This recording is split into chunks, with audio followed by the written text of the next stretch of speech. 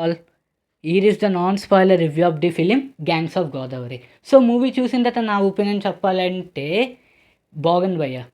ఆ direction, screen presence నాకు చాలా బాగా అనిపించాయి, కానీ స్టోరీ లైన్ ఒక్కటే నాకు రొటీన్గా అనిపించింది.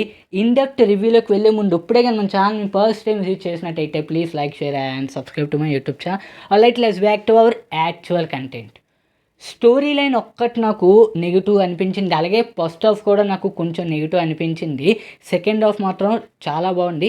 ఆ ఎండింగ్ క్లైమాక్స్ సీన్ కూడా నాకు చాలా బాగా నచ్చింది. ఇంకా సాంగ్స్ విషయానికి వస్తే మాత్రం హైలైట్గా అనిపించింది. డైరెక్షన్ బాగుంది, స్క్రీన్ ప్లే బాగుంది, స్టోరీ నరేషన్ కూడా బాగుంది. ఆ తీసే విధానం అంటే స్టోరీ నేను చాలా మటుకు చాలా సినిమాస్లో మనం చూసే ఉంటాము, ఇంకా కొంచెం బెటర్ అయ్యి ఉంటే బాగున్ను అని అనిపించింది.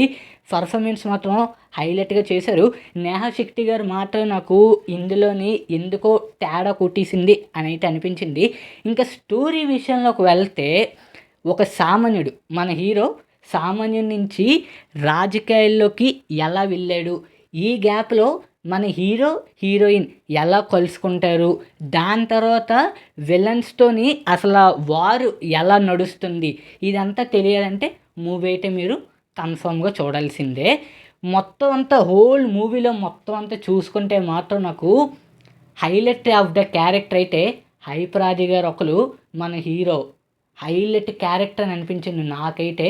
అలాగే అజయ్ ఘోష్, నాజర్ గారు, అంజలి గారు చాలా బాగా చేశారు. ఎక్స్ట్రాడినరీగా అయితే చేశారు. నాకు ఈ మూవీలోనైతే విశ్వక్సేన్ గారి మాస్ యాటిట్యూడ్ అయితే మనం చాలా హైలైట్గా అనిపించింది. నాకు ఆ మాస్ యాటిట్యూడ్ మాత్రం ఆల్రెడీ మనం చాలా మూవీస్లో చూసుంటాం, కానీ ఈ మూవీలో ఇంకా నాకు బెటర్ అయ్యింది అని అయితే నాకు అనిపించింది. That's all guys. ఈ వీడియో కానీ మీకు నచ్చినట్టయితే please like, share and subscribe to my YouTube.